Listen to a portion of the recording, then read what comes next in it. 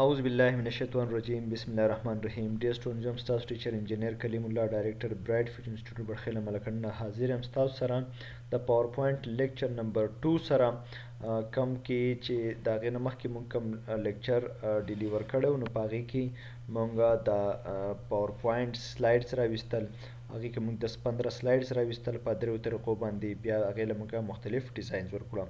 اوس په ننني لیکچر کې به ان شاء الله مونږه مزید پاغه باندې کار کوو. نو راځي چې مونږه دغه پریکټیکلی کار مخ په وړاندې بوزو. دا مونږه دا پریزنټیشن تیار کړی وو پای کې مونږه 10 سلایډز اغستیو بیا په 10 سلایډز کې مونږه یو څو سلایډز چې دی هغه باغې کې مونږ تفصیلی خبره کړې وو. اوس راځو د دې باندې چې کوم نننی لیکچر دی نو هغه په ټرانزیشن باندې دی. مونږه په دې سلایډز کې ټایم ټو ټایم په دې کې نکار راولو، خوبصورتي راولو، په دې کې ښکلا راولو. اوس زما چې دا سلایډ چې دی دا دی په داسې انداز کې دا زموږ سره راشي. بیا دی د څه ساوند هم راشي. فار ایگزامپل زم چې داسې کیمرا والا ساوند دی پې راشي او بیا دا اپلای ټو آل کا اپلای ټو آل چې شو کله او دا د سلایډ شو کلیک کما دا داسې شو دا داسې نیکسټ نیکسټ نیکسټ نیکسټ او پریویس که مونږ ځو داسې پریویس بیا اسکیپ بټن پریس کو واپس په دې خپل ځای ته راشي. دا خو مونږ داسې وکړله چې یو ټرانزیشن هم ټول سلایډز ته اپلای کو. که زه غواړم چې یو سلایډ ته دا ټرانزیشن اپلای شي بل سلایډ ته زه راشم هغه دی داسې دا سلایډ دا ډیزاین دی اپلای شي بل سلایډ هغې کې داسې رینډم بار راشي سلایډ باندې کلیک کوم او تاسو دلته ګورئ چې زه د هغې هغه ټرانزیشن چې دی هغه چینج کوم. honeycomb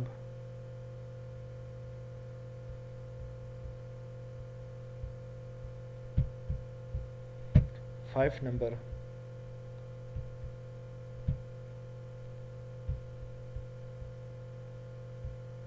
ripple اوبو هغه ریفل چې څنګه راځي 6 number fly through 7 number conveyor. په دې کې چې موږ لیکلو کو نو بیا به لږ ډېر زیات ښه شیپ ورکړي. دې کې هم لږ لیکلو کو 8 نمبر کې هم لیکلو کو.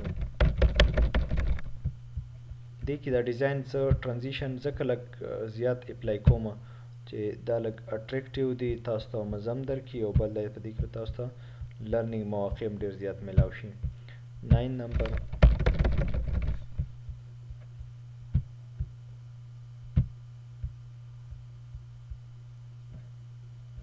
باکس شیپ کې دی راولي سره شي. اوس دا مونږ اپلای کړله مونږ ویلو زه د آن سکرین کیبورډ راخلم چې دا ماته موجودي مخامخ نو چې زه تاسو ته دا ښودلی شم چې زه کم کم بټن پریس کوم چې تاسو ته پکې بیا مشکلات نه وي چې دا سر بیک ګراوند باندې کم بټن پریس کوي دا کم ځای ته ځي. دې دپاره ما راواغېستو دلته F5 مې پریس کو F5 دا زموږ سره یو ډیزاین راغی. نیکسټ دا بل ډیزاین شو.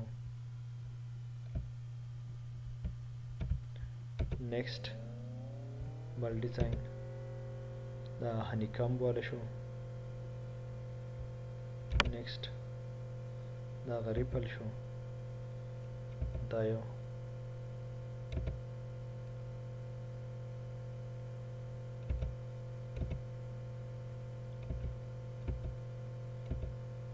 دا تاسو کتله چې مونږه هر یو ته ځان له ځان لا ټرانزیشن اپلای کوو د هغې سره دا په بهترین انداز باندې راغله. اوس د دې نه بعد دا کار مونږ کوو او په دې باندې ساوند زموږ اپلای کړله.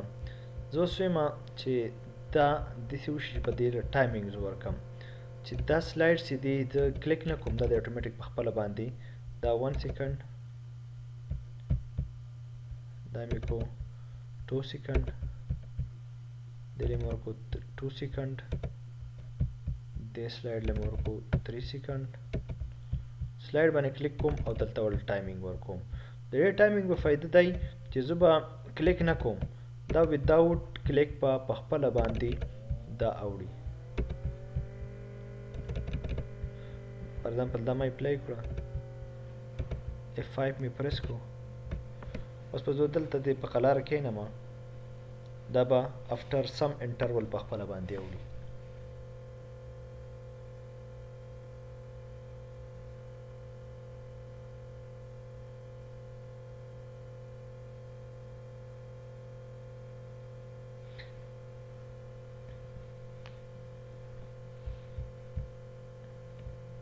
اوس موږ وکتله دا ټول سلایډ چې دي دا په خپله باندې اوړي نو دا تاسو ان ماوس کلیک هم کولی شئ او افټر سم انټرول چې دی دا په هغې باندې هم راویستی شئ نو دیټ واز سم اباوټ دی ټرانزیشن مونږ په دې ویډیو لیکچر کې چې دی هغه د ټرانزیشن حوالې سره خبره وکړله مزید لیکچرز کې به انشاءالله د دې انیمیشن سلایډ شو دا به انشاءالله په تفصیل سره وایو اوس ورکې زه خپل ټیچر انجینیر کلیم الله ته په لوی الله سپارم د الله په امان